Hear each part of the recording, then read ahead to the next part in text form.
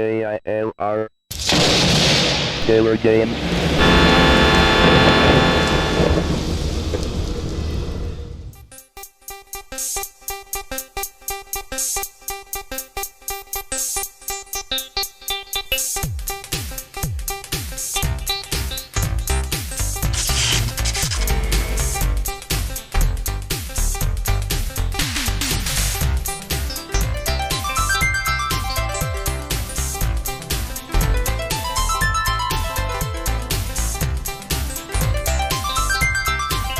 Hello, gamers, simmers, and pilots. I am the Killer Gamer. Welcome back to the tour around the world featuring Sublogic Flight Simulator 2 for the Commodore 64. We just keep going and going and going. All right. Well, let's get with it, but first let's talk about where we are and where we happen to be going, just in case you didn't look at the title of the video. So here is the map of the Chicago area for scenery disc number 9. We're here at Elkhart, and we're going to be flying all the way to Kokomo Municipal, down in Kokomo. So down Kokomo, yeah. So we're going down to Kokomo. First, though, we're going to fly to South Bend. We're not going to be doing any landings there. We're just going to be flying over South Bend, just so we can appreciate the scenery, or what little scenery there is. And then we'll be turning and heading our way to Kokomo. So Kokomo is 109.8. And I'm not sure which runway that is. That might be runway 15 or 14 or something right there. But we'll go ahead and tune that in accordingly. And this is where we can start using that Goshen VOR that we were going to use in the last flight and decided not to. Now we can use it. And I would say, because there's this one here. Well, you know what? No, Goshen, I'm sorry, we're not going to use you. We're going to we're going to use how many VORs have we got down here? I can't. It's like there's one here and then there's another one here. What's this one? What's this one right here? I have no idea. Kokomo is this one right here. What's this one? This one doesn't even have a label. Maybe they just threw it in there. I don't know. Okay, Goshen, you've become our friend again. Goshen, we're going to tune you in, and we're going to fly at a radial of 190. So that right there. Well, we're flying over here to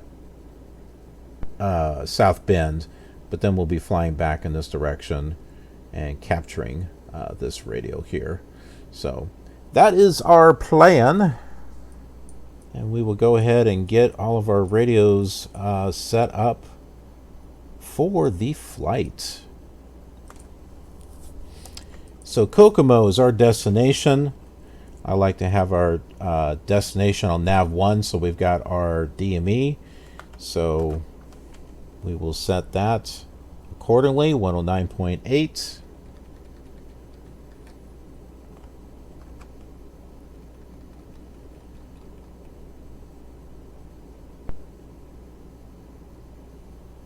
Yeah, which doesn't seem to be coming up with anything at the moment.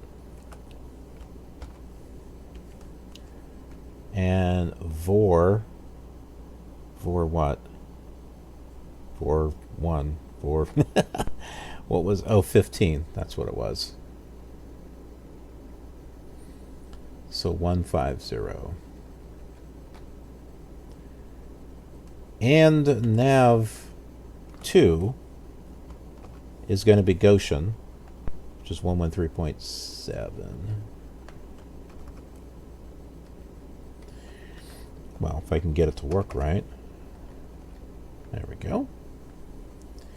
And we were leaving at a 190 radial. And there we go.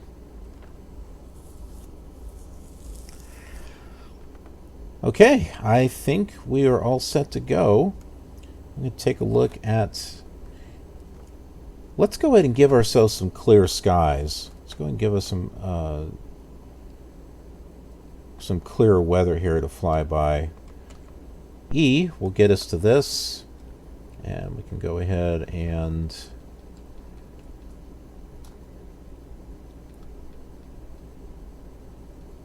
get rid of the clouds.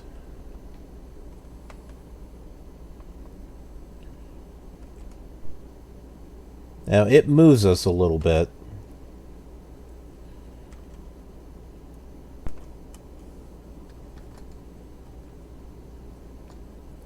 Not too much. But it does move us a little bit. Alright, I think we are all set to go. Let's go ahead and start the plane up. Our Piper, PA-35, I believe, is what is being emulated here.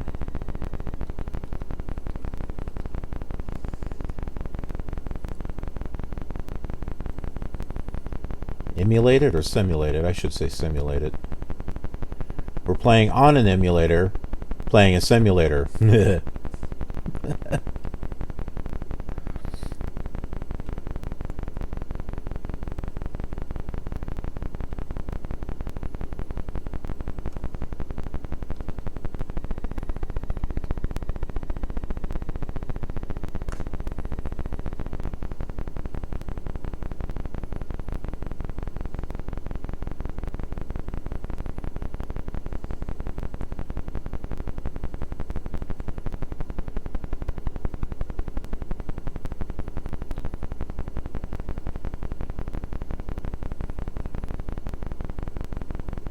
We're using the runway to do our taxiing here. Well, because there are no taxiways.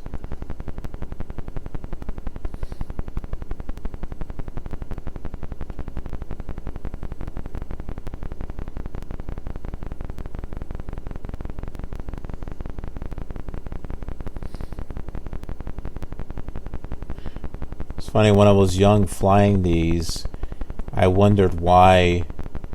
Yeah, I was too young to understand.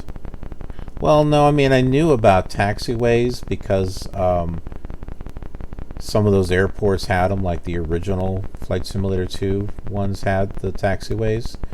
But then on the other airports, like this one, where the runways were just kind of separated, not even connected, you know, I think part of me was thinking, are you supposed to, you know, drive out in the grass with your plane before you get to the runway that you want? And, well, actually, in some airports, you kind of do. But these, no, they're just missing roads and stuff.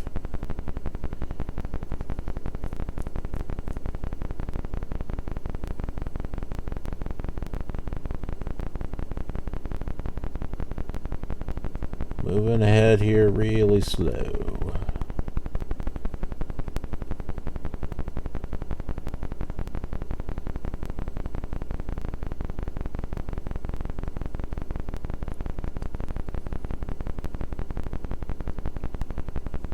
Just about center, I think. That looks good. Alright, get some takeoff flaps. Trim.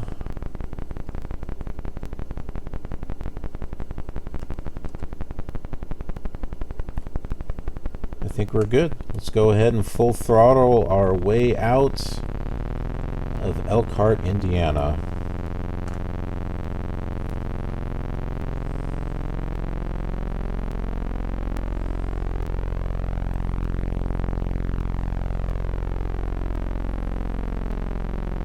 And we are airborne. As simple as that. We'll take a look out the rear window. and wave goodbye to our friends in Elkhart, Indiana.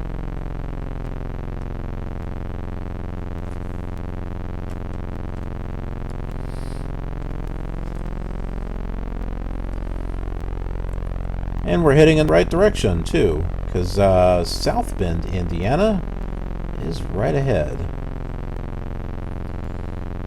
So we'll be flying overhead of South Bend, Indiana. If you're in South Bend, Indiana, be sure to wave.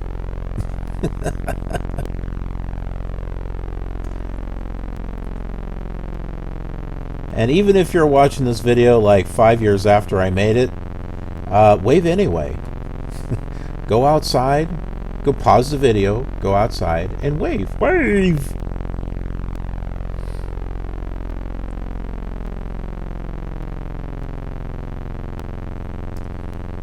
So we're looking at Interstate 90, that white line there, going into the brown patch, which is South Bend, Indiana.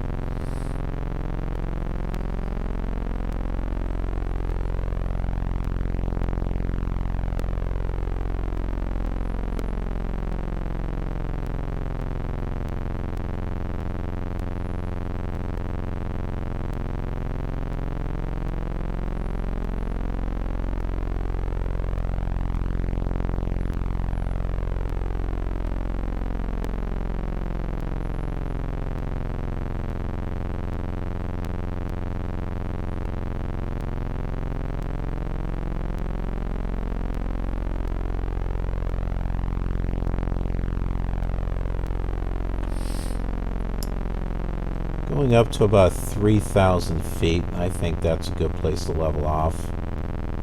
So we can start leveling off now.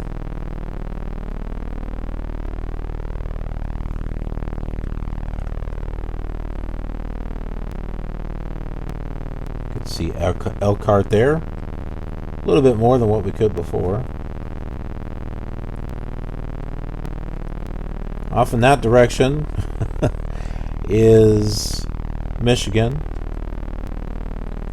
Now you'll see a little bit of blue, a little green separated by blue. That is Lake Michigan right there. And you can also see it a little bit here too. So what you're seeing, actually, you're seeing the lake, and then it's trying to show you like the other side of the lake over there where Chicago and Illinois are at. So yeah, that's the lake.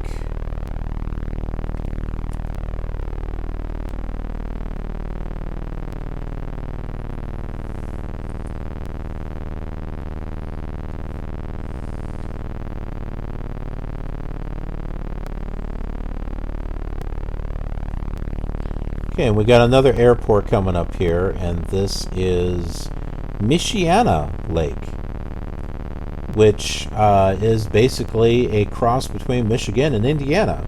Michiana.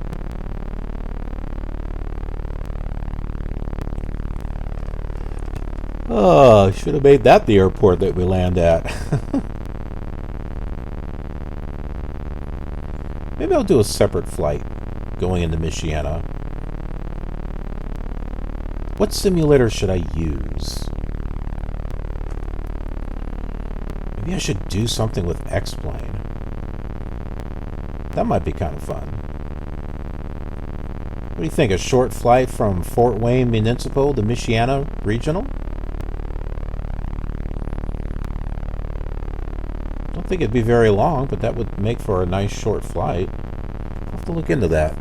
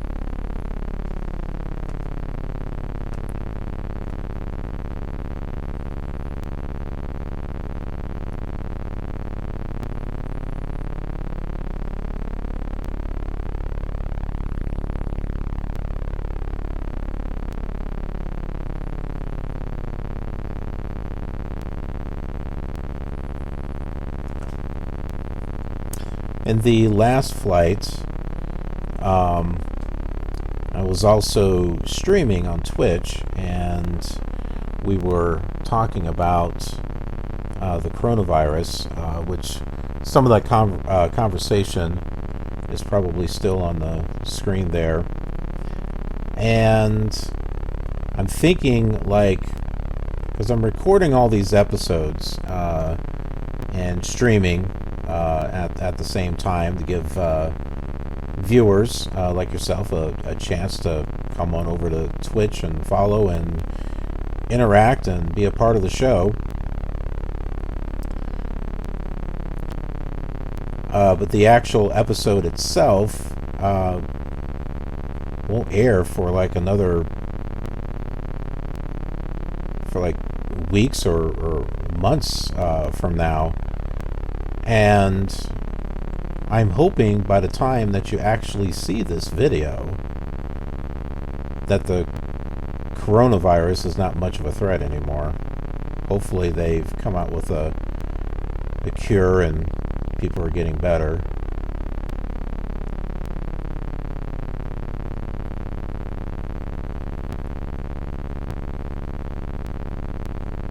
So I guess this is kind of like a time capsule video, because we're waving to everyone in the future saying, hey, I hope things have gotten better.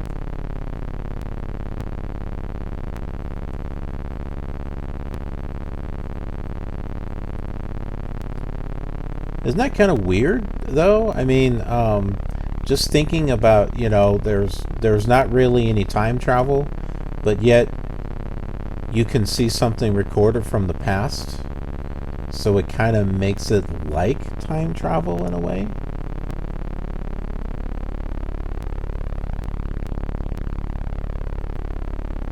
Sounds kind of silly, I know.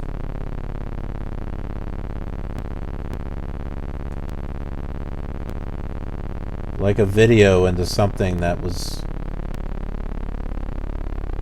in the past is like a window into the past, it seems. Don't mind me, I'm just rambling.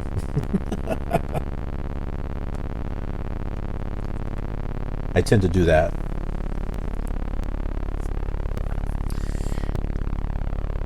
Okay, we are leveled, well, not exactly, but we're somewhere around 3,800 feet.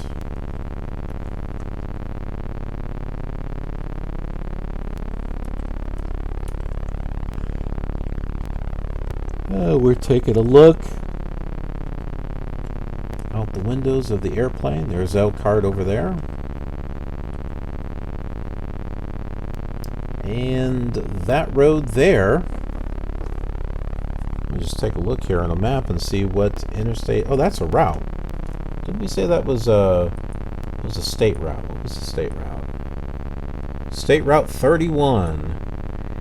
Let's see, where does 31 lead us to?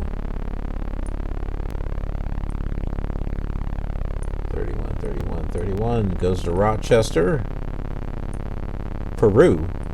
Huh. There's a Peru, Indiana. It goes to Kokomo.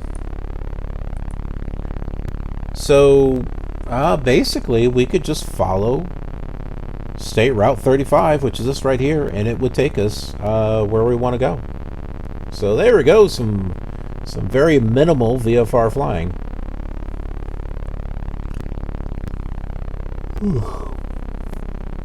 And it is 68 miles away. Yeah, we have a little bit of a flight ahead of us here.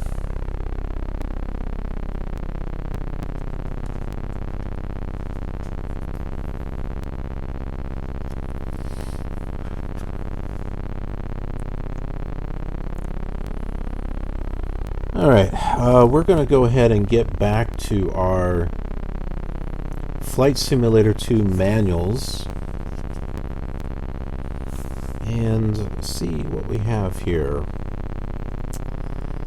I am not sure where we left off.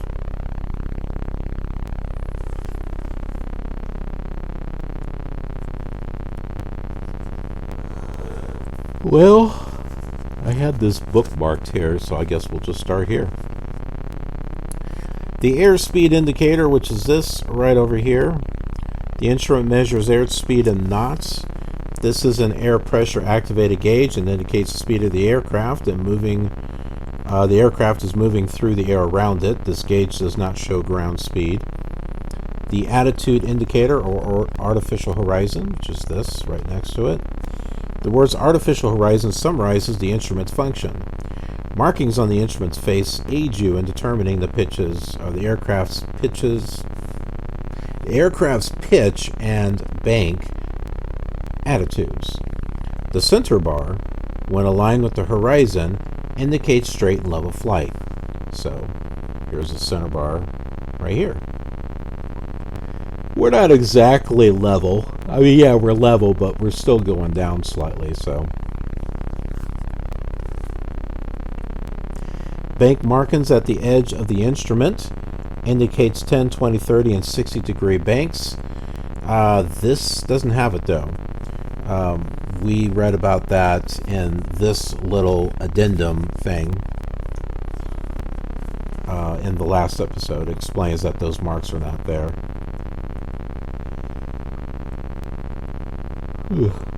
The arrow is stationary at the top of the gauge.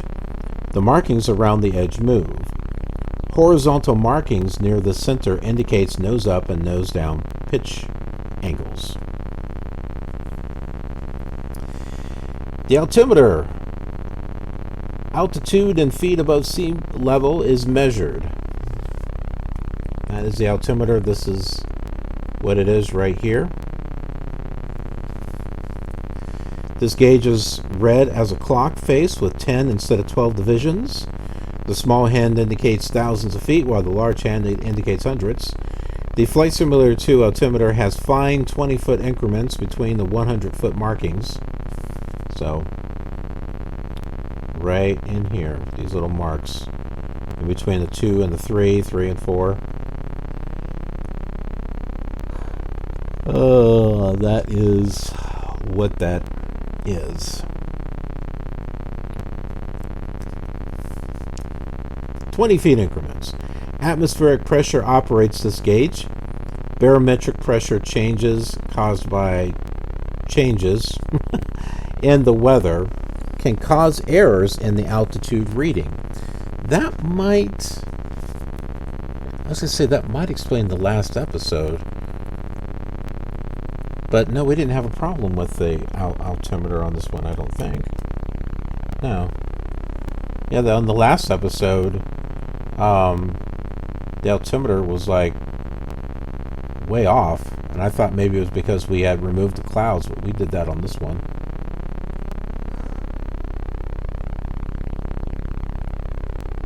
So they can cause errors in altitude readings. So pilots flying below 18,000 feet must often calibrate this gauge to the barometric pressure of the airspace through which they are flying.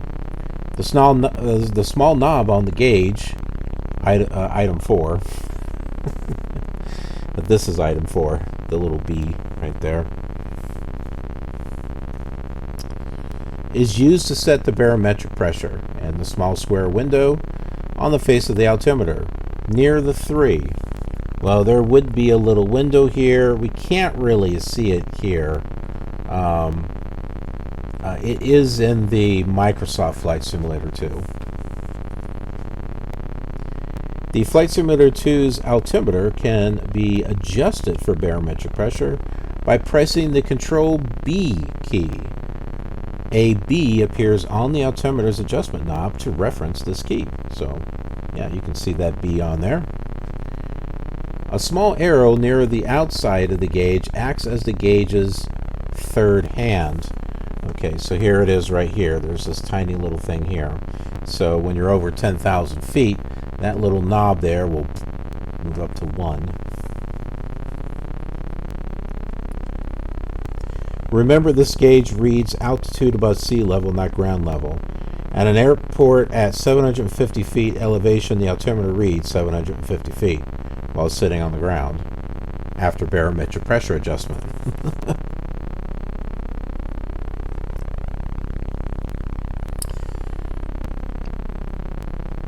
Then you got your turn coordinator. Actually, I need to check my messages because a whole bunch of them came through. Let's see what they say.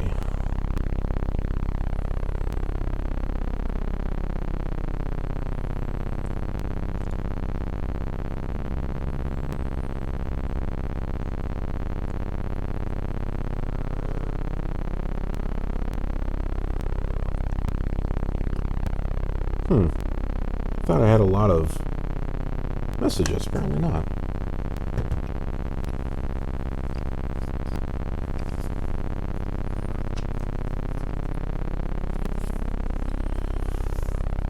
Turn coordinator. Turn coordinator is this right here. The airplane silhouette. Right there. That little short T, if you want to call it that. That indicates the rate of turn. No numerical value is presented on this gauge. Instead, a single turn rate position is marked. So you got left and right. When the gauge aligns with the L or R, a 2-minute turn results. A turn of 180 degrees per minute. The turn coordinator, unlike the turn indicator gauge used in some planes, uses a 35-degree canted gyroscope that reflects both bank and heading changes. Pitch, however, has no effect on this gauge. The ball portion of the turn indicator, which is down here, is a slip-skid indicator that indicates the degree of aircraft coordination. When the ball is centered, like it is right now, the aircraft's longitudinal axis is parallel to the direction of flight, and the flight is coordinated. Coordinated turns are the safest turns and require appropriate amounts of bank and yaw during using ailerons and rudder. Some maneuvers, notably slips and skids, are not coordinated. These will be covered in the Advanced Flight Section Manual. Then we got the heading indicator or directional gyro. I tend to call it a gyro compass right here. This is basically a gyroscopically controlled compass. The compass is much more responsive. This compass is much more responsive and steady than the magnetic compass. The magnetic compass is this right here, this little square rectangle with the 181 in it.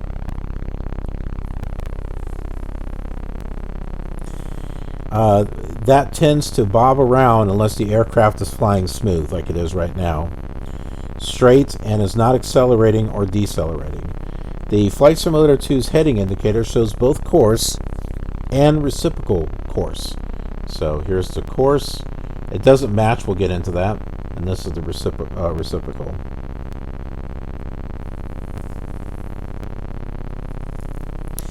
The heading indicator, being gyroscopically operated, has no inherent direction-seeking characteristics and must be set manually using the magnetic compass before a flight. Well, and then like during the flight as well, because it drifts off course, as we can see. Our actual heading is 181. This says 186. So we have to adjust it, and the D key there for direction does that. So for the Commodore 64, if you're using an emulator, it's Tab D. And there we go. Now it says 181. If you're on a real Commodore 64, it is going to be the Control key. My ear is itching.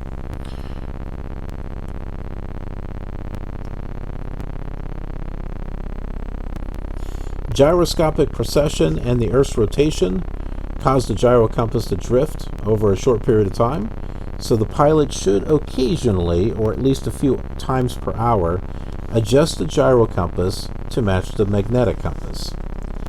The knob on the gauge is used for this adjustment. The Flight Simulator 2's heading indicator can be set to the current magnetic compass heading by pressing the Control D. In our case, it was Tab D. A D is marked on the heading indicator's adjustment knob as a reference. Make sure the magnetic compass has settled down after a turn or airspeed change to avoid an erroneous heading setting. And we'll do one more here. and that is the vertical speed indicator, which is this right here. So we're going over this section of instruments. These are your main instruments. This instrument shows rate of climb or descent in hundreds of feet per minute. This gauge operates on air pressure change and is not adversely affected by absolute barometric pressure. New pilots are cautioned not to chase this gauge in pursuit of constant altitude flight. The gauge lags slightly behind the aircraft's responses, and so will the pilot's responses if this gauge is chased.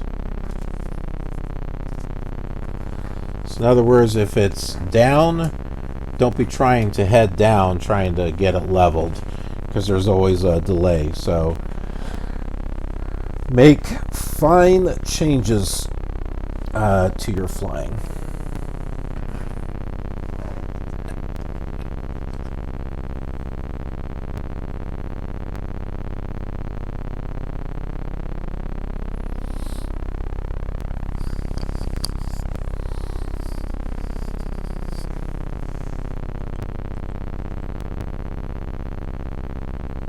Oh my.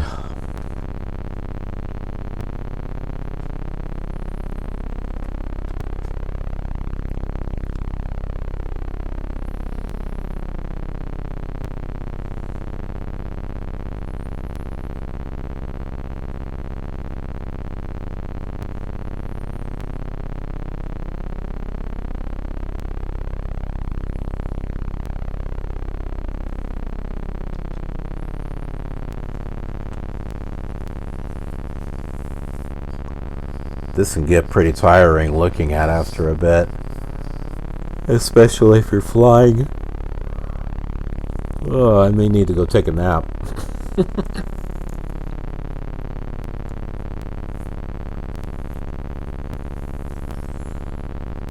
I'm getting old. Hey, our flaps are still down. What's up with that? Let's fix that. We were going at a pretty good speed, but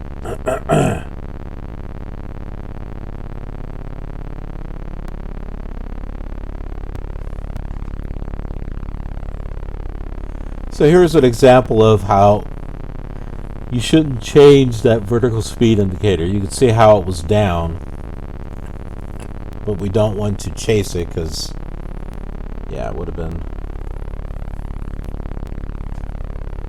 been messy.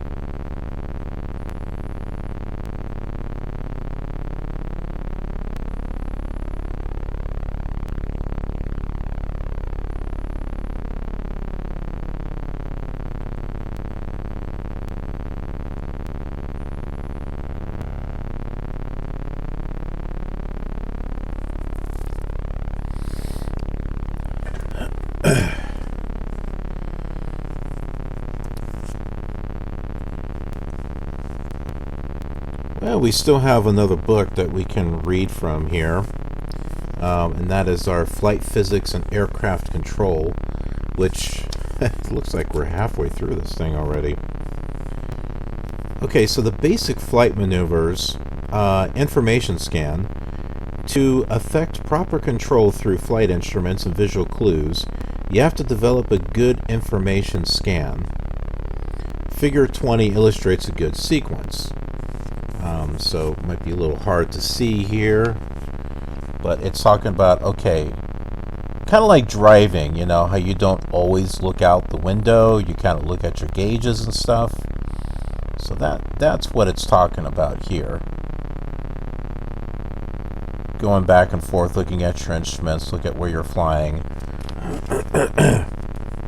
And so here it's talking about looking at your airspeed indicator, to the artificial horizon, to your altimeter. but it seems to always go. It always seems to start like right here at your at your attitude indicator, and going back and forth like this, and then going to your turn indicator and back, to your heading and back, and from here to back. So it's like always centered here, it seems like, and then occasionally looking at this information here as far as your fuel and RPMs and stuff. That's for instrument flying. And then for visual flying, it's referring to going from your artificial horizon to what you see out here, and then looking out that way, and then looking out that way, or basically looking out that way and then coming back to the front and then looking out the other window.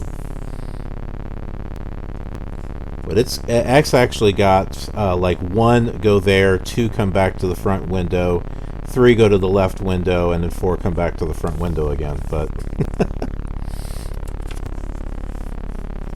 since power remains rather fixed, the tachometer is included only occasionally in the scan. Don't construe occasionally to mean secondary, but rather just less often, say once every 30 seconds. Note that in the top diagram, instrument flight, the attitude indicator becomes the central hub of viewing activity. Since you affect aircraft control toward a goal through the attitude indicator, its central nature is obvious. True time spent looking at any one instrument should be long enough to ensure correct interpretation of the instrument. Don't rush it. The visual scan, the bottom diagram, that's the one where you're going from the front window to the side windows, ensures that you will look for traffic while flying, because there's a lot of traffic in the Commodore 64 Flight Simulator 2. There are pilots guilty of not looking out the window during visual flight. Apparently, they assume that there's plenty of room in three-dimensional space and the probability of collision with another aircraft is small. Over time, probability can catch up with you. I fondly remember 2303S, or 2303S, a Cessna 150 that I flew in 1968. One pilot stuck it into the right side of an airliner approaching Milwaukee. He forgot the critical nature of step number 3. You may question your ability to maintain aircraft control while looking outside the plane. The wings and nose can provide you with the same information the attitude indicator gives, once you've learned to interpret their orientation. After all, the attitude indicator only simulates actual physical orientation. Unfortunately, flight simulation lacks transfer to real visual flight. Until like today or Flight Sim 2020. Remember to have your instructor force you to develop a good visual scan should you start flying real aircraft.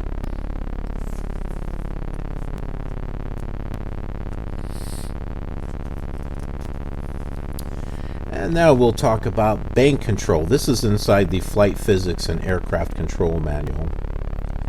Straight flight. During straight flight, the obvious goal of bank is to keep a constant heading. Don't fixate on the heading indicator. As such, activity will lead to chasing the indicator. Like most aircraft control activity, you should use the attitude indicator or natural horizon as a means to control heading. If you notice that you're off your assigned heading, enter a shallow bank on the attitude indicator or natural horizon. Cross-check heading during the scan and rollout using the attitude indicator or natural horizon. That's interesting because I actually do look at the heading indicator. I've never really thought about doing it any other way. You know, it's like, for example, I'm wanting to capture this 190 radio here, right? And we're at the right direction to capture it, and it's approaching. And so I figure, oh, you know, as it gets closer, I'll try to get onto that heading.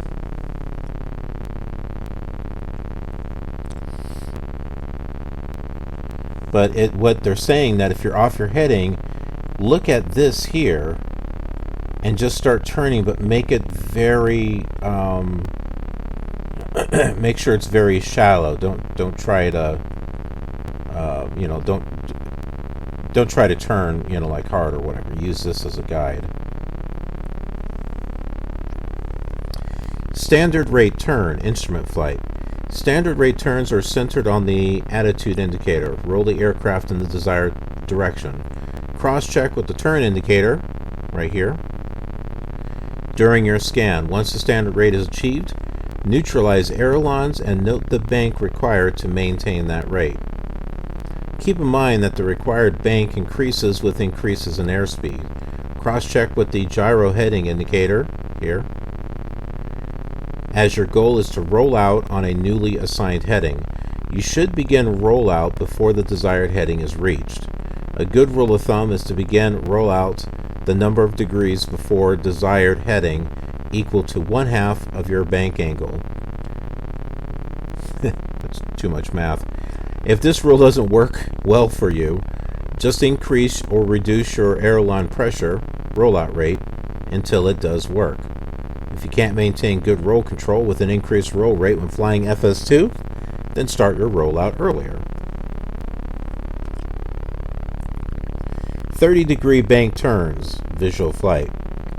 While standard rate turns are desirable for instrument flight, they are much too slow for visual flight. During a turn, you usually have one wing blocking your view of possible traffic, so it is desirable to complete the turn quickly. The method for entering and exiting 30-degree bank turns is the same as for standard rate turns, except that your goal during the turn is 30 degrees of bank rather than the standard rate. The attitude indicator is the goal instrument as well as the primary control instrument during the turn.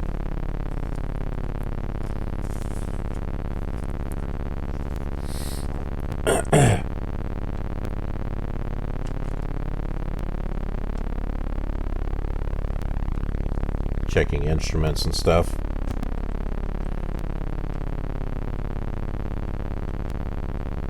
I was going to say, it didn't look like we had any scenery, but yeah, there's, I think that's that Interstate 90 or 80, whatever is up there by South Bend. Ugh.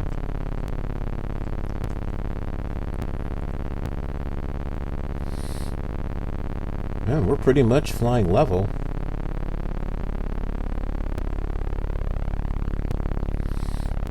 We're going down slightly, but not that badly. Nav 2, we're almost lined up with the 190 radio.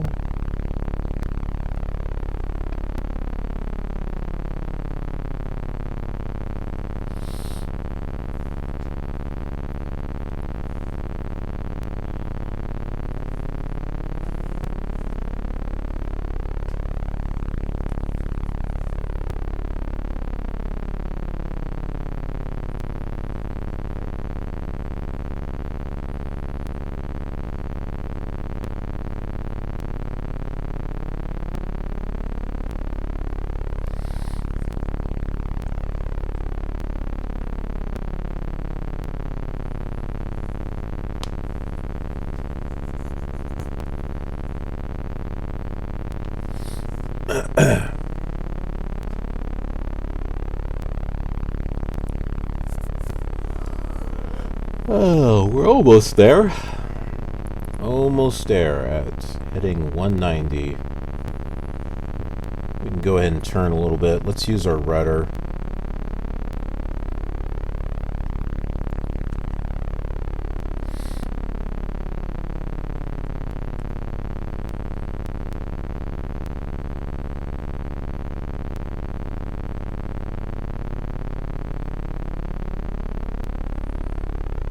It's not bad. Heading of 188.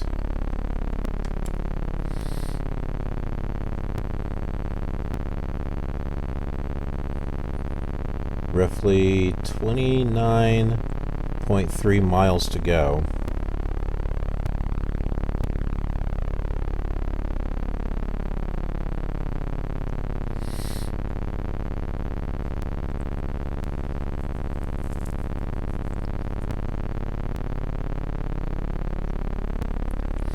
Let's switch our fuel tank again.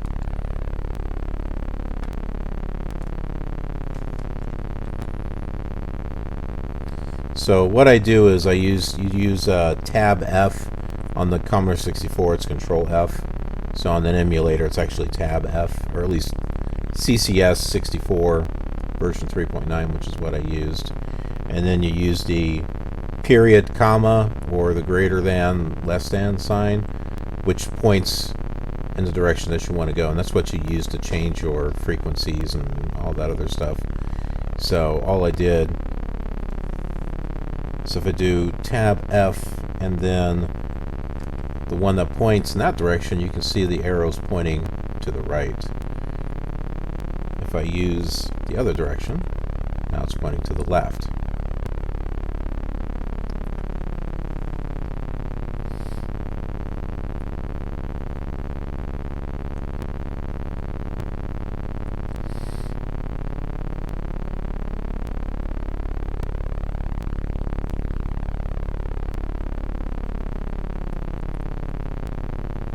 And I don't know if they simulate weight or not, you know, like if one side is heavier than the other.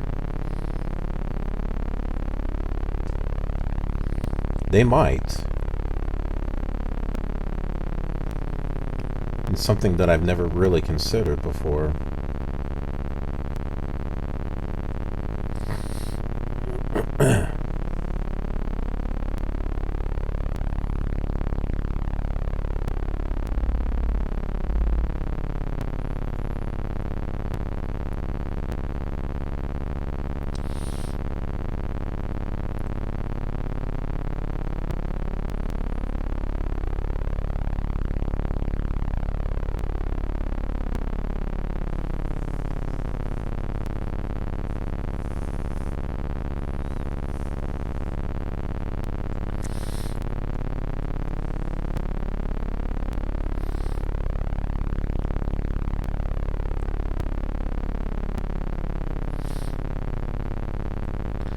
It's like we're anticipating something big to happen here. Although something did just start to happen here. On OBS number 1, this needle started to move. There it is. You see it?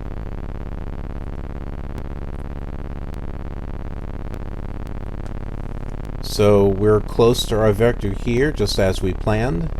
And we're about ready to intersect our next vector, or you know, whatever you want to call it. So we are approaching our goal here.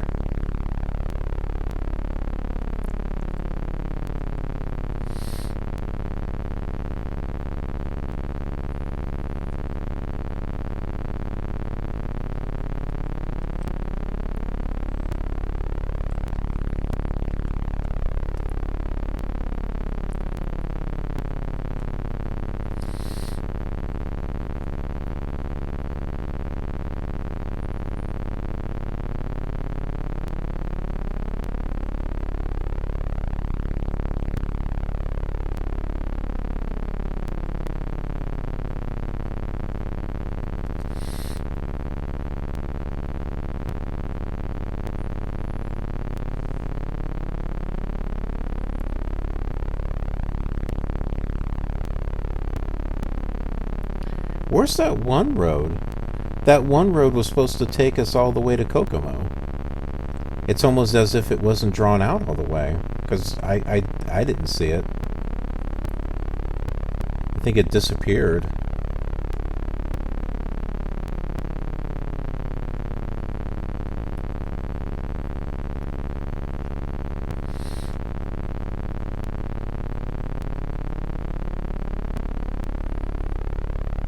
I'm going to add some power here.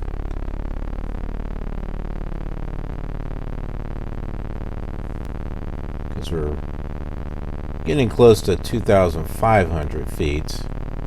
I don't want to be down that far. Let's see. Kokomo.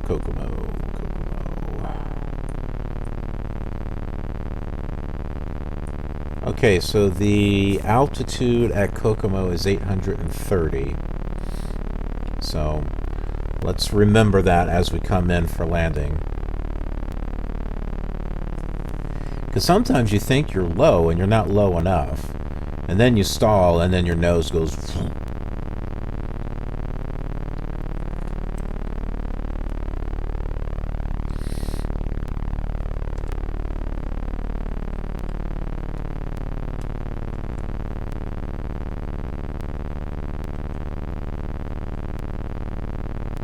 We're making that turn. Let's take a look at the bank, the attitude indicator. I don't know. That doesn't really help me that much.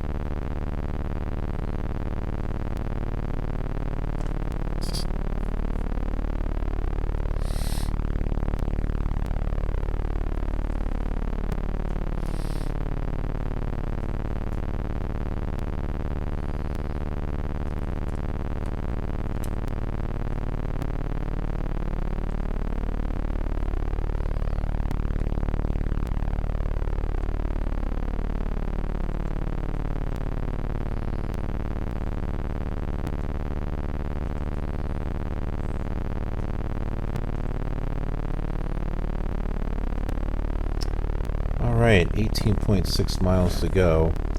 Let's see if we can do one more reading here.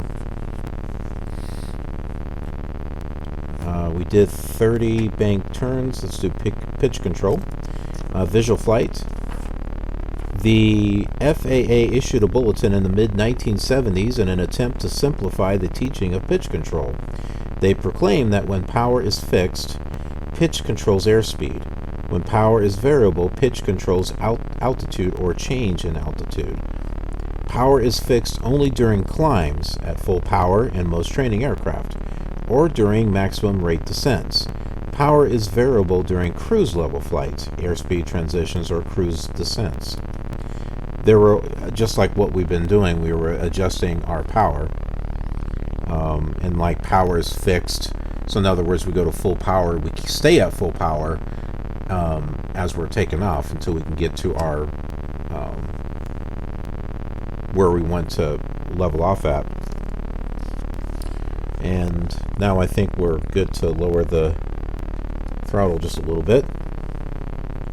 There will always be arguments as to whether pitch or power controls altitude or airspeed during specific maneuvers. If you observe a professional pilot's technique, you won't be able to tell what inputs are controlling which goals. You will, however, find it necessary to separate the uses of pitch and power until your flight control technique becomes automatic.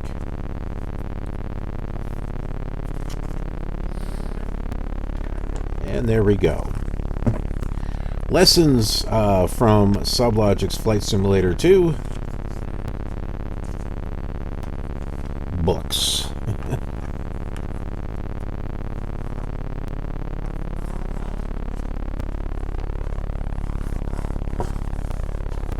There's advertisements and stuff in here. There's our airport, folks.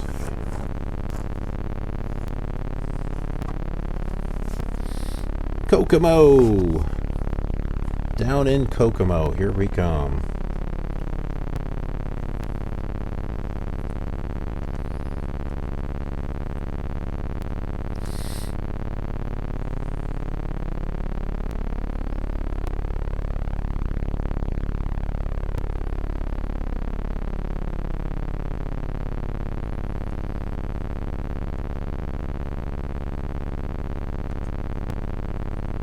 I can sort of see that runway. There's like a little white notch or knob or something sticking out there.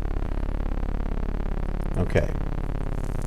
We're at 13.6 miles. I think we're still fine as far as speed. We'll wait until we get to about 10 miles and we'll start our descent.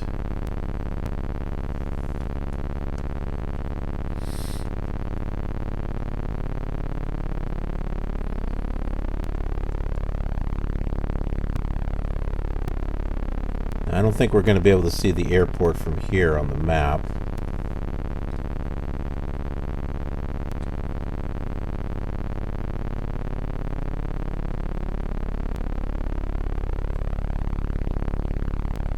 Yeah, not going to see anything that way.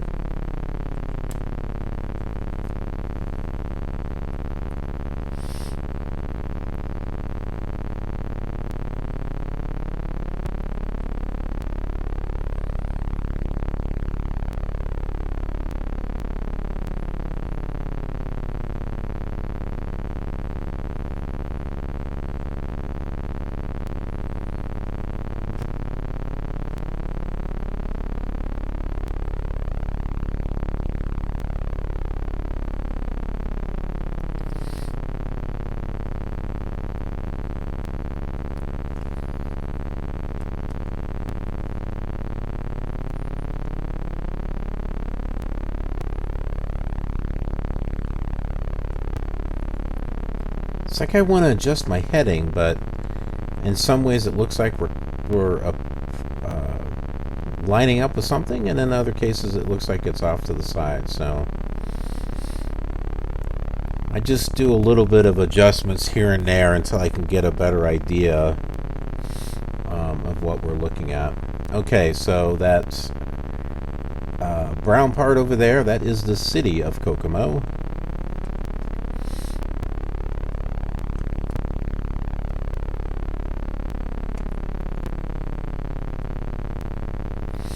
Alright, we're under 10 miles. We'll go ahead and drop a thing of flaps. We'll start our descent here. I always hated that when you drop flaps, it like shoots you up in altitude.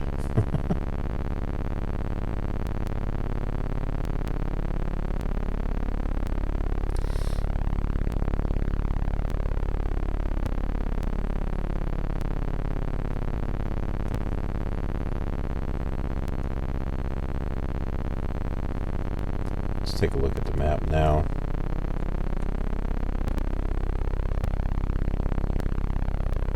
Okay. That's too far.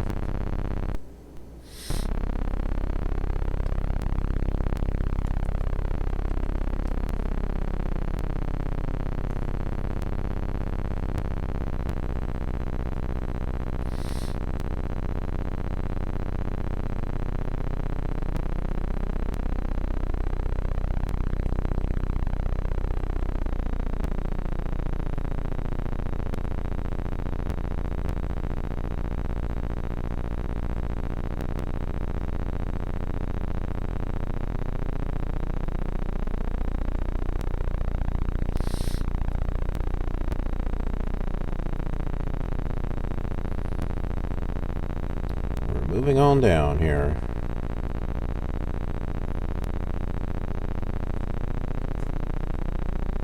Now it's funny, I was thinking if I did one of these flights a day and released them in a day, like one a day, we'd probably be done with the whole tour in a year. But that is a lot of videos.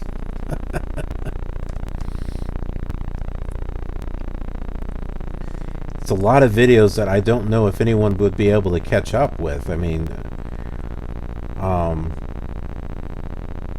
yeah. I think releasing these on a weekly or once a month type of thing is usually not a bad rate. It depends upon how popular a series is. If it tends to be really popular, I'll release it on a weekly basis. So like the Minecraft Greenfield series, for example, is actually one of my popular series. There was even a time where I had taken a small break. I didn't really say that I was taking a small break. I just kind of there was just one week where I didn't have one of the episodes out, and one of the viewers was like, "Hey, what happened to this week's episode?" I'm like, "Oh crap! I've got people that are watching it every week." Like, I'm meaning like the same, like same loyal viewers who are watching something and looking forward to something. I was like, wow. So I had responded to him and said, "Oh man, I'm sorry. I just I have to record a whole new set of videos. I was running out. I needed to record a whole new set." And I know my flight sims are the same way with people too. There might be some that are more popular than others, but I'm always looking at where my views are at. Let's go ahead and drop another thing of flaps here.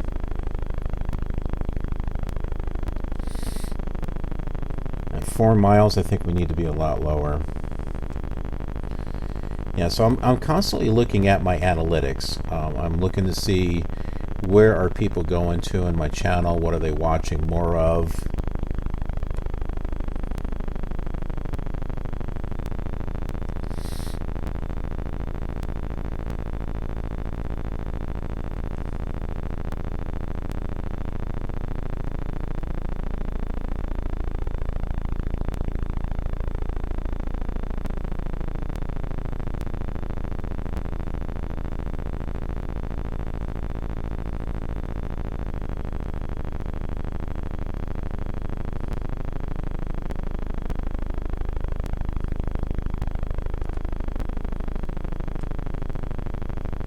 Okay, we can sort of see a little better on the runways. So not quite lined up, but we are getting there. I'd say this is pretty darn close here.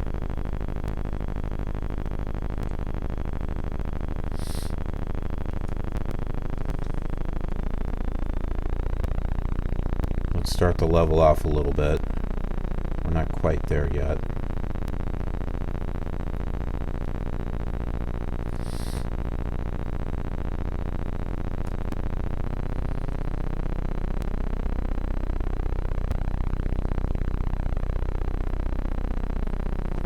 That's not too bad of a rate of descent there.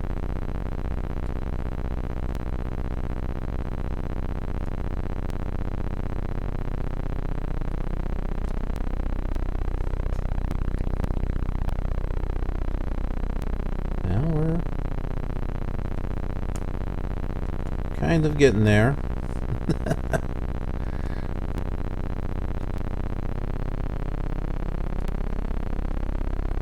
See, it looked like we were lined up, and then we started going off.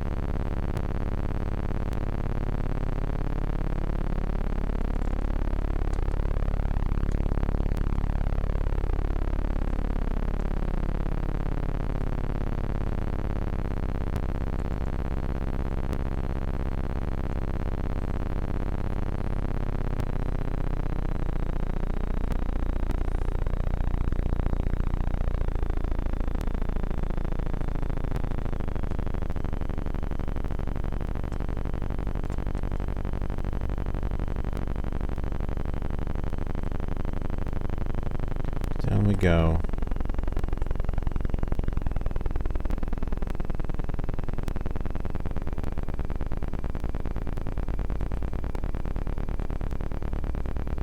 Come on. There we go.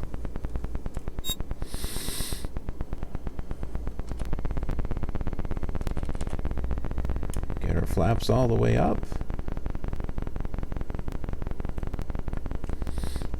And we are here, folks. We are here at Kokomo. We can see that from the distance, 0.2, 0.2 miles. So we're definitely here. All right, gonna go ahead and shut everything off. And I want to thank you, everyone, for watching. I appreciate it. If you're not subscribed, go ahead and click that subscribe button and the notification bell. That way you get notified when I get new videos uploaded to the channel. I do a variety of different flight simulators. There's the world tour that's going on where all the flights from all the different simulators match, with the exception of Flight Simulator 4 and up, because they're going into areas that Flight Simulator 3 and earlier cannot. But eventually those simulators will come back around and will follow these same flights. So there's that. Like this video if you liked it. It really helps put it out there, so that way other people who enjoy these classic flight sims will see them on in their feeds and stuff. If you'd like to be a part of the show and interact with me and everything, then look me up on Twitch. It's twitch.tv/KillerGamer. And then I'm also on Instagram and Twitter and also Snapchat. I'm trying to figure out what to do with that. Sounds like a rhyme. You know, I love you all. I really do. So if you've got ideas of things that you'd like to see on these different social media platforms, just let me know. Your ideas help me to grow and be better. Anyways, thanks for watching. I appreciate it. I will see you on the next leg of our journey.